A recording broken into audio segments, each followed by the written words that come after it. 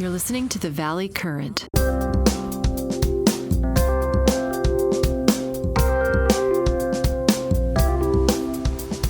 Hello, Jack Russo here. Hi, how are you? Very good. So you were very successful, it seems to me, without a lawyer, right?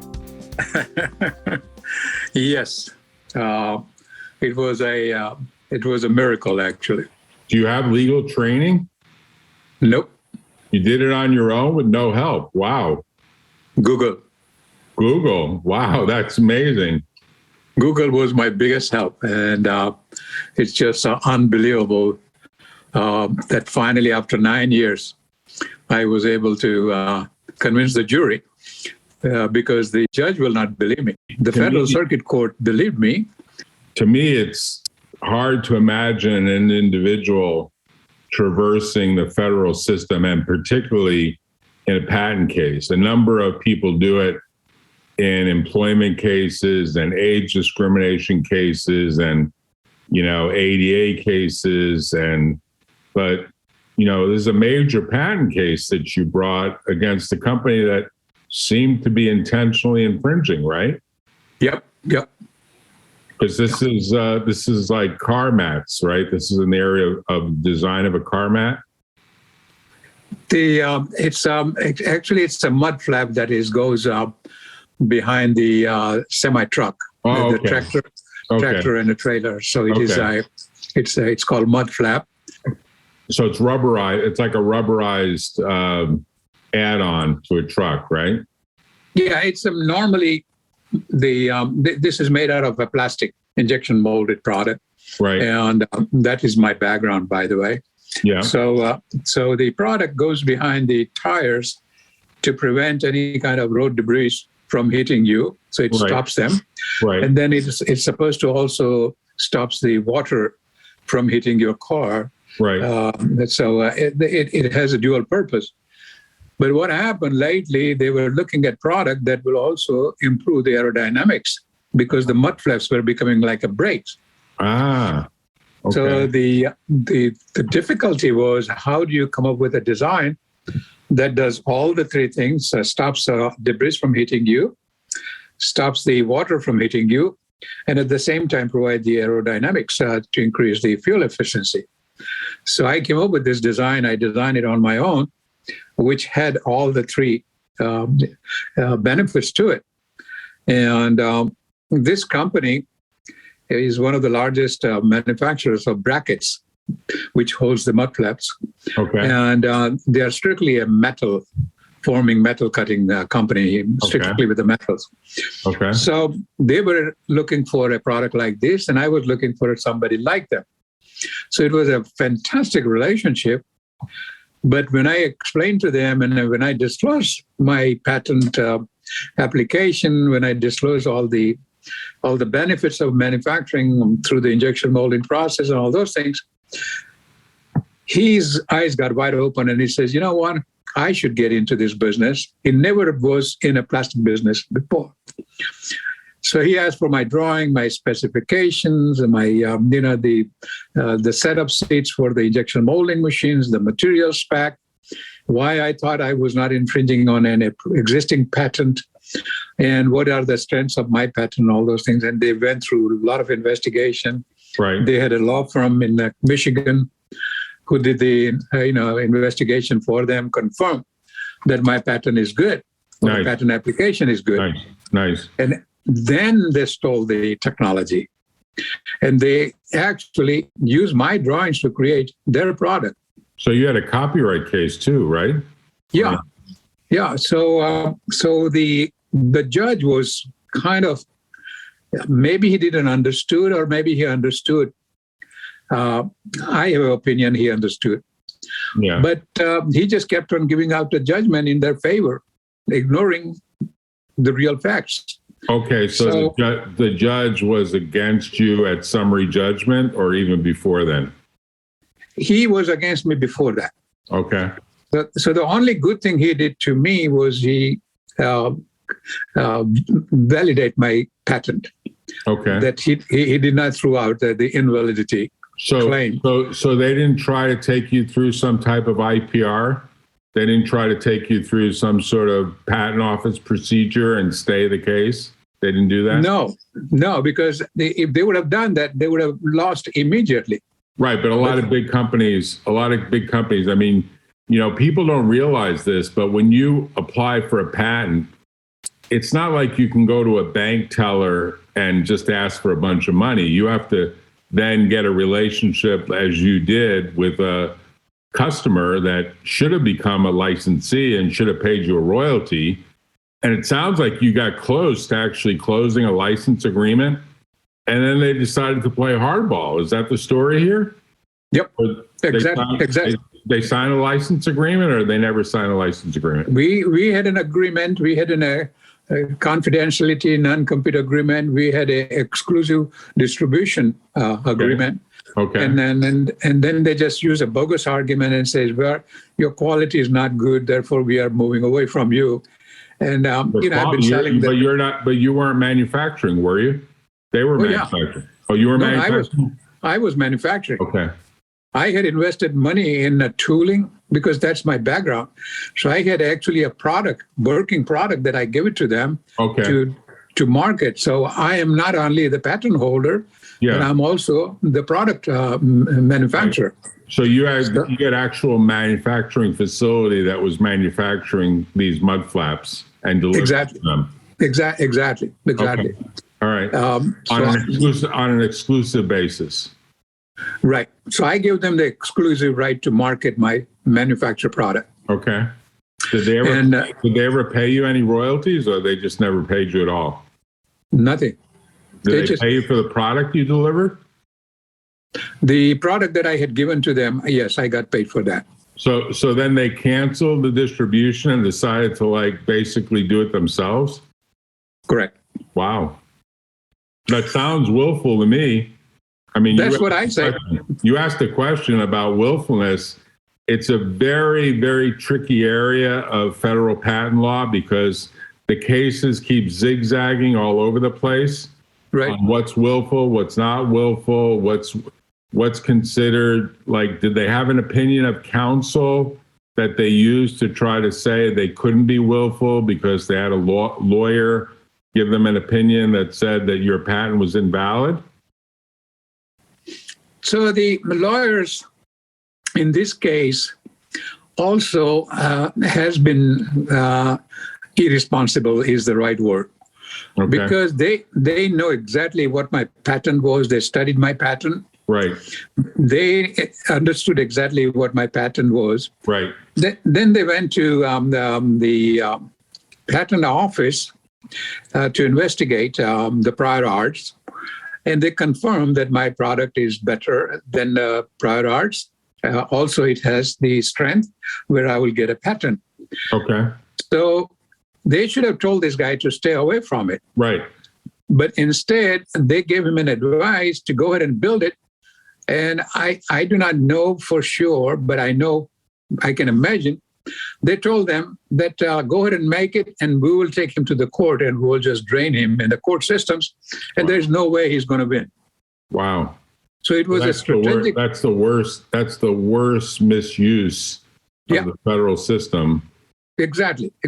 So he has made two big mistakes, and I'm going to look into that one.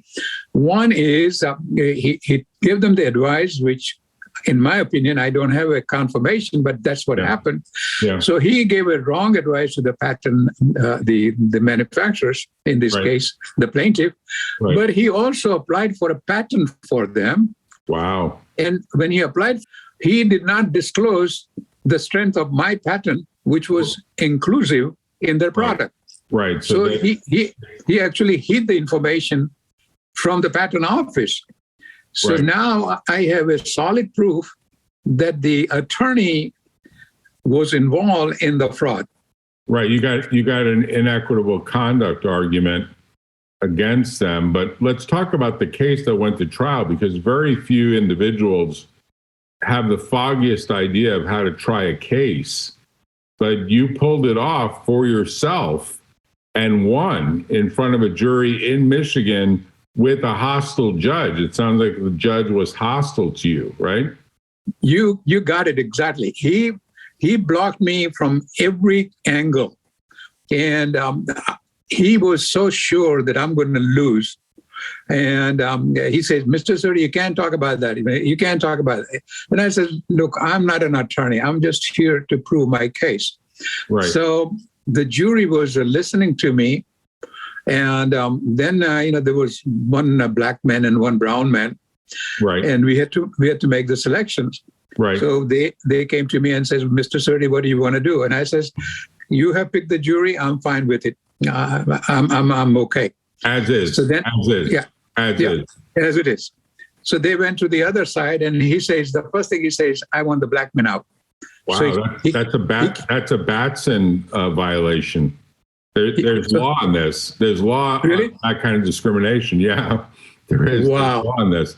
Yeah, I mean, you have to know that jury trials are becoming rarer and rarer, but those who do them, like our firm does them, you have to be aware that even in the selection of a jury, they can't discriminate based on race. They can't discriminate based on gender.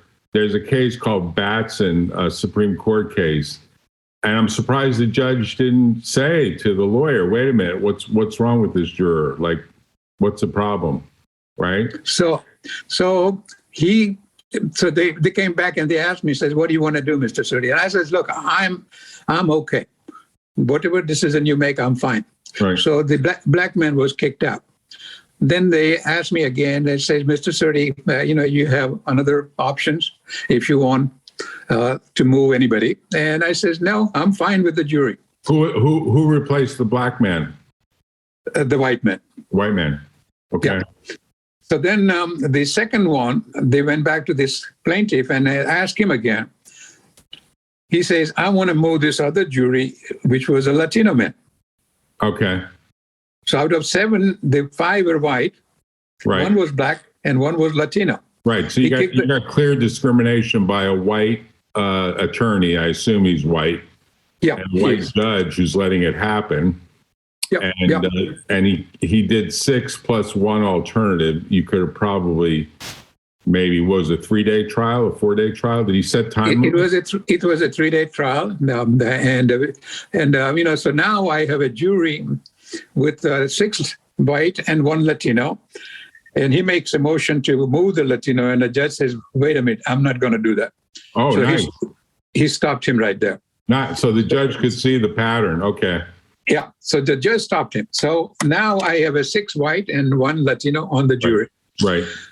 And then, the decision time came, and the jury was in the jury chamber. Right. And they asked the question, says, do you want the opinion unanimous or majority? And I says, unanimous. It has to be unanimous. So I went with the unanimous, and I think that was the best decision I made. Well, the typical view in federal courts is unanimous. I'm kind of surprised they even asked you that question, because that's typically in federal court. In state courts, it's different, but in federal court, it's typically unanimous. So that's a little weird that they even asked you, what would it be like 4 of 7 would carry the verdict? Is that what they were suggesting? Yeah. So judge was also insisting on, asking me to make the decision. And I said, I just want a unanimous decision. So at that point, they were all convinced that there's no way I'm going to win. Okay. But the jury saw it.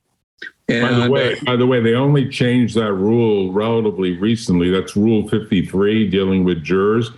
It used to be that the alternate was let go when the 6 in a civil case hear the evidence, 7 or 8. Then if there's 1 or 2 alternates, they segregate them out. They changed the rule. They changed Rule 53 to say, no, that's kind of unfair to the 1 or 2 additional people that are listening in. We'll just let them all decide together. They changed the rule because they felt bad for the jurors that listened to the whole case. And then, hey, we don't need you because no one got sick. So we've got our 6 jurors. So they changed the rules to, some people think it helps defendants more than plaintiffs, because there's the risk of the hung jury when you have more people. There's a higher risk of that. And then that means you have to retry the case. And usually plaintiffs don't like that, and even judges don't like that. But you're glad that you went with unanimous because of why? The jury's verdict was unanimous. That is very good for me. Yeah. Because this case was mandated by the Federal Circuit Court, and Federal Circuit Court agreed with my arguments. And you reversed the summary judgment once against this judge, right? Is that what happened? Yeah. Okay. So the judge was afraid, and he was telling over and over, he says, I don't want this case to go back to the Federal Circuit because I will look bad. Right. So he did not want to make the decision. But if the jury would have made the decision against me, he would have looked very, very good. Right. But it did not happen. So now the jury is in my favor. Federal Circuit is already in my favor. So I don't expect the plaintiff to go back. And I'm calling them plaintiff because they are the one who initiated this lawsuit. Yeah, they filed a declaratory relief case against you, right? Yeah. That's what they did. So I'm actually supposed to be the plaintiff, but they are the plaintiff in this case, and I'm the defendant. Right. So I don't think they're going to go back to the Federal Circuit Court. The issue I have is a two-issue. The jury was confused about the doctrine of equivalent. Yeah. And they did not give a judgment on the doctrine of equivalent. Okay. So I have moved the court to make a decision, and then I have not made any kind of motion about the willfulness and the enhanced damages, and that's where I wanted to reach out to you. And now, when you asked me about coming on board, I told you, let me finish some of the work that I'm doing right now. Yeah. Because we will be telling half the story. Once everything gets finalized, then we'll be telling the full story. Right. And this will be a very interesting story for you. Yeah. And I would love to share the story with other people like me. Yes. Because there are so many people out there, small guys like me, who spend their lifetime savings. In my case, not only I developed the product, but I spent a couple of $100,000 building the molds, making sure that it's working, establish a manufacturing relationship and all those things. And then somebody takes it away from you. But because they are big, they can bully you in the marketplace, so you can't sell. Right. You're a true entrepreneur, and you were taken advantage of by a bigger bully kind of company that should have really shared the wealth with you, but they decided to play hardball. But the lawyer for the other side must really feel pretty small to have lost against you, right? Oh my God. My wife was, I was handling the whole case, the jury trial, by myself. Yes. I was the lawyer. I was the secretary. I was the witness. I was taking notes. I mean, and I was presenting to the jury. You were cross-examining their witnesses too. I get it, right? I guess. Oh yeah, and one of their witnesses was an 87-year-old patent attorney who had written 3,000 plus patents, and very respectful. I was very respectful to him. Convinced him. He came back after the verdict came. He came to me and he says, "Mr. Surti, you are very good." He said, you are very respectful, but you are very smart. He said, you got me right on the point. So that's great. Do you come from a family of lawyers? Do you have lawyers in your family? None. Zero. No. You started this litigation like 8-9 years ago, right? Yeah, it started in 2012. And I had an attorney, and John Waters, who was a very good attorney. Yes. And unfortunately, he had a stroke. Oh, okay. So, and he got into an early sign of Alzheimer. Wow. So he recommended I go to somebody else. So I hired another attorney, but he wasn't doing anything. And he didn't understood patent law. Right. And I was not happy with him. Right. So I said, I need to find somebody else. So he says, okay, I will help you. Right. But meantime, he pulled out. So do you live in Michigan? You filed this case in Michigan, right? Where the defendant is, right? They filed against you. Oh, they filed against you in Michigan. Where do you live? I live in Nashville, Tennessee. Tennessee, okay. Yeah. So they were hoping to do what's called hometown. They were hometowning you in Michigan, which Michigan is generally a manufacturing state, Probably the judges are a little biased towards what's a patent. Hey, that's not important, right? In some ways, they understand copyrights better, perhaps. They understand trademarks better, perhaps. Maybe you can get a trademark on the design, sometimes called trade dress. They understand that, but patents, Michigan's a big automotive state, so there's a lot of small people that want to add to values of cars. You want to add to the value of a truck, of a tractor trailer type truck. The funny thing is, through college, I drove a tractor trailer for a living. Oh, did you? I'm one of the few people that exists that had a Class 1 license in New York City. Oh my God! Really hard to get that in New York City. You have to take a big exam, and I drove tractor trailers as a way to finance my education through college and graduate school, and then use that money to pay for law school. It's a good story, but it's a small world thing, because I mistakenly thought you had kind of car mats, but you actually have mud flaps. I think my brain confused it. But you did a lot of work. How many hours would you say you put into the case? Oh my God! And more than 2,000? Oh, absolutely. I mean, because I'm an engineer by trade. Right. I'm a very disciplined engineer. And one of the things is, I have several patents in my name. So before I applied for a patent, I also studied almost all the patents. And my way of investigating nowadays with the Google, it makes it a lot easier. So, I find one patent, and then I read all the patent that is cited with that patent, and then I will go back so I must have read about 100 patents or so on my own, in order to understand what is out there and what I can do that can make me eligible for a patent. So a lot of research there. You also prosecuted the patent yourself as the inventor. You had no. I did. No, I had a patent attorney, and believe me, the patent attorney I found on a Google, and he is also from California. Okay. And he's in Northern California. Okay. And he filed the patent for me. So nice.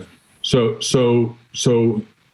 you are one of the very few people. I've been doing this for over 40 years. You're one of the very few people that I'm aware of that have been successful as what's called a pro per or pro se individual inventor patent owner who wins a case in federal court in the hometown of the infringer in front of a hostile judge. You did this like how many weeks ago was it? Because it was during COVID, right? The trial started on the 4th of October. Okay. Mine had ended on this 4th, and then Tuesday the plaintiff called their witnesses, and we cross-examined the witnesses. So the judge realigned things and let you go first. Is that what he did? Yeah. He let you go first as really the party who is claiming infringement. Exactly. So you put on yourself as the witness. You were the very first witness for yourself. Yep. And how did you handle the questioning and answering? Did you just talk to the jurors? Talk to I was on a witness stand, and he will be asking the questions, and a typical attorney started asking all kinds of nasty questions. And I said, look, this is a case of infringement. Right. And I would like you to talk about infringement. Yeah. Rather than going after my character, I says, character is not important. Right. And he was trying to prove that I have no knowledge of how to design products. And, I says, that is not important because I've been doing it since 1982. I had my own company. Right. I have been working as an engineer since 72. So, I have a lot of experience. So you don't need to prove that I'm not good. But you presented an opening statement first to the jurors, right? Yes. You presented an opening statement. And then you presented your testimony first, or was no? I presented my opening remarks, and then I called the witness, their engineer, who had drawn the drawings. Okay. The part drawing. Okay. So I confirm all the dimensions of the parts. And I showed it to the jury and said, this is the design of the part, and this is the dimension of the part. So I just wanted them to see it, so that way they can understand what's going on. Your view is they exactly copied you, right? They exactly copied you, perfectly copied, right? Exactly. So I was able to show it to them. So then he would not talk about the infringement. He will talk about my patent and the weakness of my patent, and he will just pull out all the questionnaire from the history, patent history. Right. And I said, look, this court has already validated my patent. Right. And you never had a question when you should have raised a question. Right. So now I don't think the question is about validity of my patent. The question is about infringement of this product. And let's talk about it. So I think I don't know how I have handled it, because I don't, I cannot record what I say. But I must have said positively, and I was very respectful to him also. So he, cross-examined me for about 2 hours or so, but he could not convince the jury. Wow. So how many witnesses over 3 days? How many witnesses got presented? So the judge did not allow me to call any other witness. Just yourself? He blocked me. He blocked me. He says only one, and that's it. They called the president of the company, and then they called the Mr. Young, who is a expert witness, mechanical engineer, and then they called the damage expert. So they called those three witnesses. Did you not have a witness list? Why did the judge block you? Did you not list the witnesses you wanted to call? Did you fail to do something? The judge says, I had plenty of opportunity in the past to call those witnesses. At last minute when I identify them, he says he's not going to allow them. Okay, so you really tied your hands behind your back. Oh, absolutely. Wow. Absolutely. Wow. Yeah. So you get this case done in 3 days in October during COVID. People are wearing masks or just plexiglass then? They were not wearing masks. There were no plexiglass. Really? They were separated by one chair. Okay. Nobody was wearing masks. So the jury got the jury instructions that you helped write, or did the lawyer do all the jury instructions? The lawyer did the jury instruction, and then with the court, myself and the lawyer, we went over it in the morning, and I objected to many things that they had written. Right. And he will not change it. Wow. So you had kind of a rigged case in terms of the number of witnesses, just you. You had somewhat rigged jury instructions against you. Yeah. And the only thing you had going for you is the judge had said, as a matter of summary judgment, that the patent was valid. Is that why that issue wasn't on the table? The validity of the patent was off the table? Correct. And the jury sat down for how many hours did they sit down for? About 2 hours. 2 hours. And they came back with a verdict for you. What was the amount that you won as a result of this case? So the jury...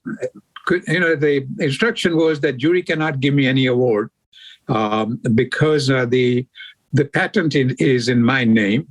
Yeah. And the company that manufactured the product is under my wife's name. Oh. It's an LLC. Okay. So the judge says, I did not lose the profit. The company did. And the company is in default. And I'll tell you about that one in a minute. So therefore, I am not entitled for any kind of lost profit. Wow. So the only thing I was entitled to was some kind of percentage.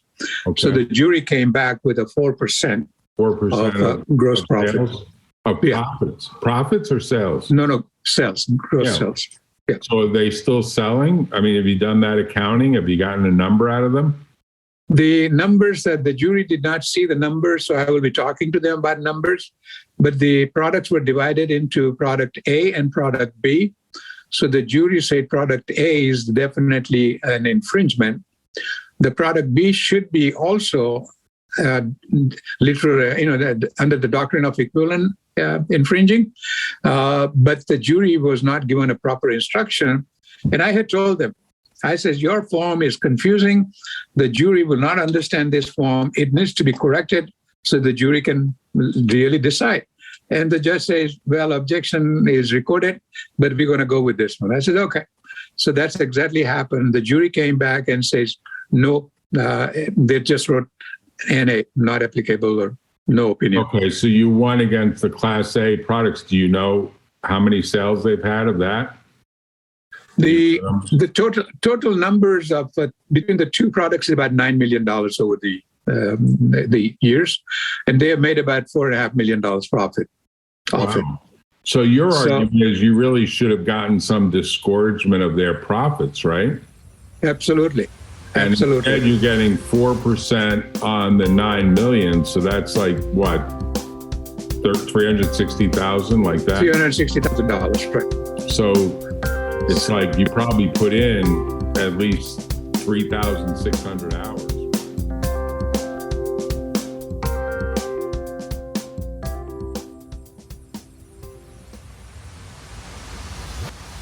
Stay tuned for part 2 of this episode of The Valley Current.